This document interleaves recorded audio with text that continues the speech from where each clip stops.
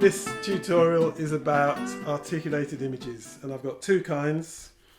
This kind is based on circular motion, which is tutorial 24.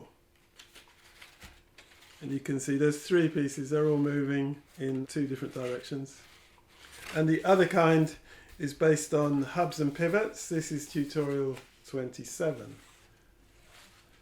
And I got them from two books by Robert Sabuda and Matthew Reinhardt. So we'll start with this kind of moving image. And so this appears in Alice in Wonderland by Robert Sabuda. And it's here under this flap. It's the hooker smoking caterpillar, and you can see how the three different parts move and give a really nice wiggly effect. So here's my copy. This is the one we're copying from tutorial 24, circular motion. This is what I showed before, where you get the turning wheel. And then these are the pieces I've prepared already. It's based on a parallelogram. That will be this piece. And then it has these three arms are attached that actually move the pieces that move. So here's the main piece. This is the parallelograms which power all the action of the mechanism.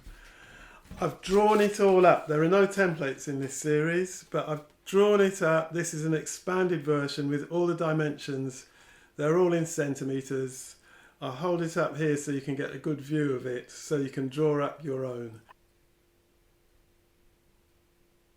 So we start by sticking this long side. I've drawn a guide mark that's 1 centimetre from the spine of the card. As with all sticking, make sure the glue goes up to the fold line. I've creased and folded this piece beforehand, so it's all ready to go. And I'll just stick that onto that guideline. And just to make sure it's stuck on firmly. And then because it's a parallelogram that goes flat when the base is flat, you don't need to measure the other side. You can just put the glue on these, fold them underneath, then put glue on them, stick them down. When the base is flat, the pop-up goes flat. So here we go.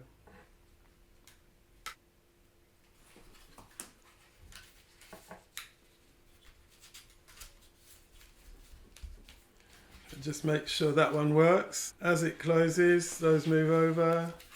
Make sure it's happy going flat like this. And you can see there's these three triangles. These two are pointing away from each other and this one is pointing. It's actually, when you look at the whole thing, it's going to be that way. So this is actually pointing down the page. And these need to be pushed through.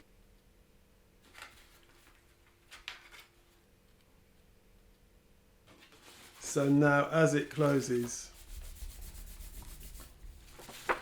those all fold in nicely. And then on this diagram,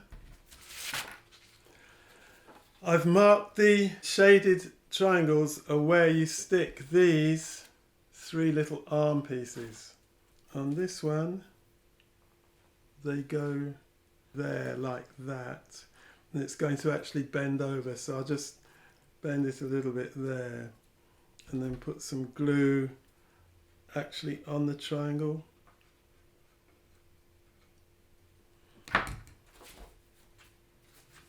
It's all a bit fiddly, and that goes in like that. I'll fold it down, make sure it's all right. So that's the first one. The second one is on this piece coming up there. I might try actually gluing the other side. It's easier to manipulate the glue then. I'll just give it a bend. So that goes on there. And the last one, give that a bend as well.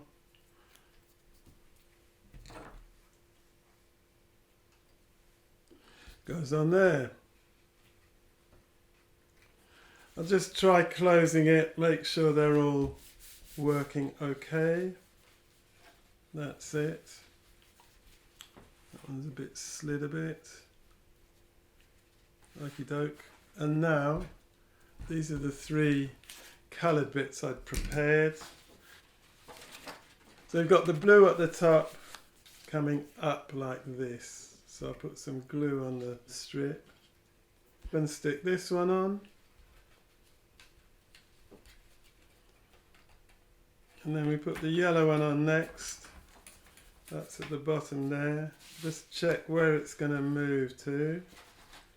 Put the glue on that bit. Glue that on. I might have to trim this down in a minute. And then last we put this one, it goes over the other 2, so put some glue on there. And stick this on there. We just shut it down.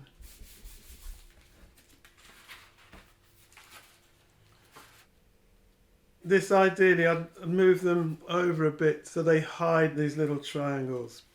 Not sure about doing it this minute. Let's see.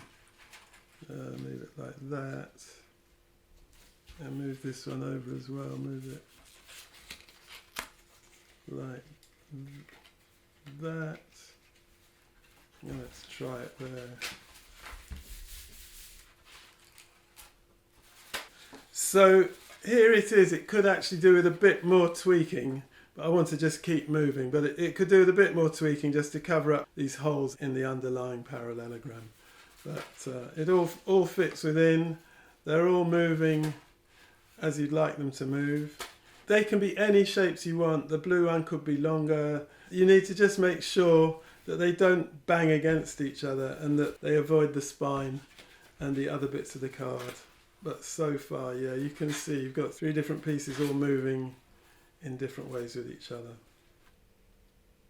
So the other type of articulated images is this one. I call it Articulated Images Type 2.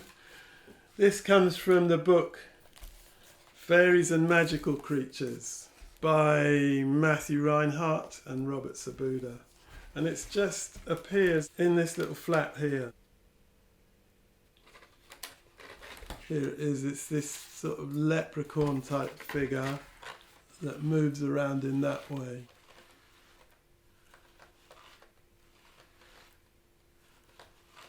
So my version is much less artistic. I'm just going to show you how the mechanism works. So here are the pieces I've cut out in advance. This is the piece that moves the whole mechanism. It's stuck to one side. As you open and close the page, it moves backwards and forwards. Between the crease and the hole, there's 7 centimetres. This is the base. The moving piece will stick to this line. That's 2 centimetres from the spine. And then it's 7.5 centimetres to the line between these 2 holes. And these 2 holes are also 7 centimetres apart. People are always asking for templates, and I don't do templates. I think it's much better if you make your own. So I give you the measurements so you can do it.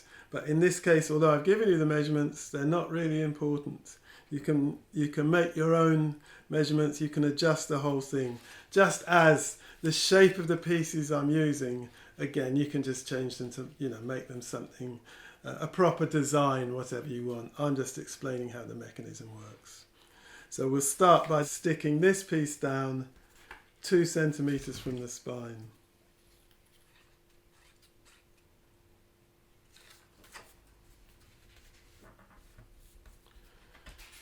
So that will come over like this, and you can see as the base opens and closes, this blue piece moves backwards and forwards. That's what generates the movement in the piece. And then I've written some other instructions here just so you can be clear. There's a yellow piece which goes through the blue one from on top. It goes down through it. And then there's a red piece. It comes up through the blue piece and is above the yellow. This is the yellow piece. These are the shapes. If you look at tutorial 27, hubs and pivots, that explains how all these things work. These pieces at each end that go through the holes, they're folded. So you fold them over, but you don't really reinforce the creases because they go through and then they unfold to hold it in position. This end will go down through the page, and then this one will go down through the blue piece. And the distance here, again, between the two sort of wastes, these are where the card will be going. That distance is 4 centimetres. So it's just clear when I stick it together. So we just put that piece down through there and unfold it. That is now just being held in place, and this is just a classic pivot point. It can just move around. And then we'll take the other end and just fold those, and that goes through from on top. So we just push that down through there and flatten it out. That's the yellow piece that can move as you open and close it. This is the red piece. This is slightly different. Again, it's got the similar shape to the ends of the yellow, like this, that you fold down the 2 bits to go through the hole. And it's got this piece to hold it in place. That will be above the page. And then this comes up through the blue. So I'll just fold these down, push them down through there. So there we've got another pivot in this case, whereas the yellow went down through it. This one comes up through the blue on top of the yellow. So it's like that, and you could just leave it like that if you wanted, but the way this all works is that is now folded, so it comes back like that. So this is the underlying mechanism that you can now stick whatever pieces you want moving stuck onto them. So if I just check this piece again, on the yellow we've just got 2 of these that are sticking down. So we just put a bit on that, and that goes down like that. Put a bit on there. So you've got these 2 pieces stuck to the yellow going down like that. Just check how those are working. Yeah, that's all right. Might actually just trim a little bit off in a minute. And then on the red piece, this is stuck to the red underneath the blue. So we'll just put a dab on the red there.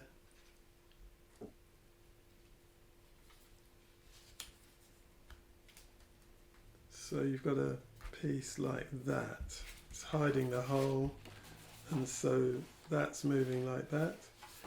We can add a couple more of these arms. Again, when you make your own models, I expect you to be much more creative and fun than what I'm doing with this. Just stick them on one there.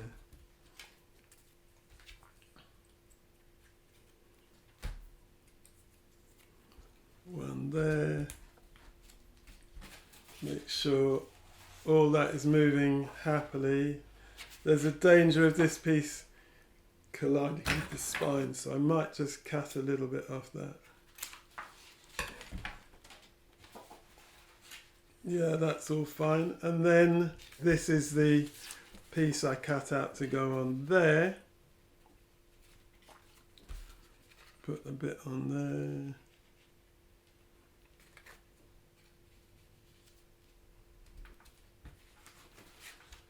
And so now you've got that's sliding around, the glue hasn't gone off yet.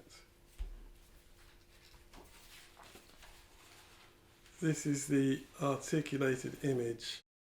If you make one of these yourself and you look at it, you'll see that there's all sorts of other places on it that you could stick more pieces. I think you can stick some to the yellow end that's underneath the blue. You could add to it there.